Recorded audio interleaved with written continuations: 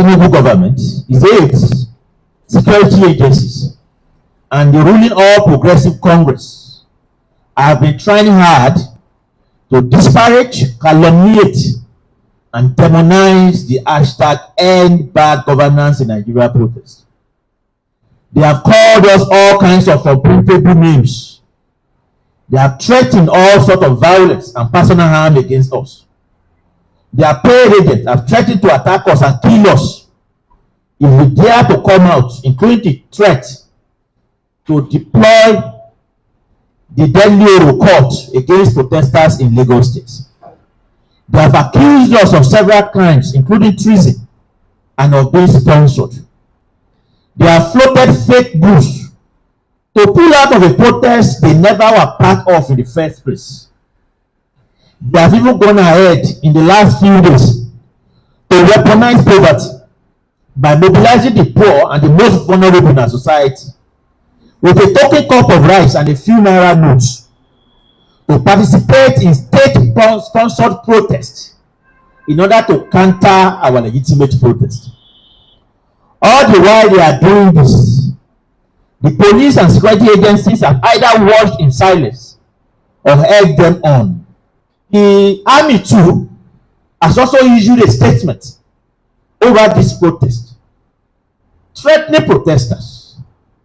The army, according to the constitution, is not meant to respond to any issue that concerns the internal situation in the country. But yet, they say that this is a democracy, and you have the army actually threatening violence against protesters. And already they have been deployed across the nation ahead of the protests on Thursday. You will all agree with us that all these brazen state-sponsored attempts to muzzle dissent and harass young people who felt the need to voice out their displeasure at the state of things in Nigeria is unprecedented, at least in the last few years. This is a new era of civilian dictatorship we are witnessing under President Bola Ahmed Tinubu, a man who claims to have fought for democracy, but has now turned out as the hangman of democratic ideas. What is at stake right now is not whether this protest is right or not. What is at stake right now is whether we as a Nigerian people are free or we are slaves in our own country. Because only a slave is shed of the right to freedom of expression and assembly, as we have seen in this country.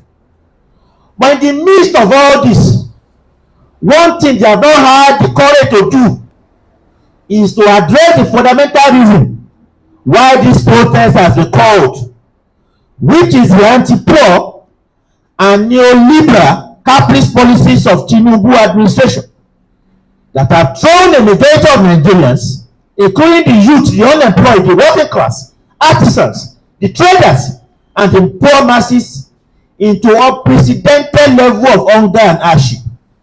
And while we are being told to understand and tighten our belts, official corruption has turned to a pastime as President Tinubu, the first family, the lawmakers, and government officials continue to feed fat on our treasury by using our collective patrimony to buy themselves luxurious jets, yachts, bulletproof vehicles, and renovating residences and offices.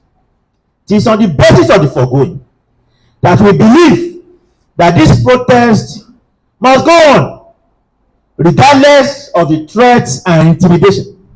We are announcing our takeoff point to be Ikeja under bridge in Lagos State, and the time is 7 a.m. I repeat, the takeoff point for us is Ikeja under bridge in Lagos State, and the time is 7 a.m. You wouldn't expect us to be attacked and just continue to look like a zombie.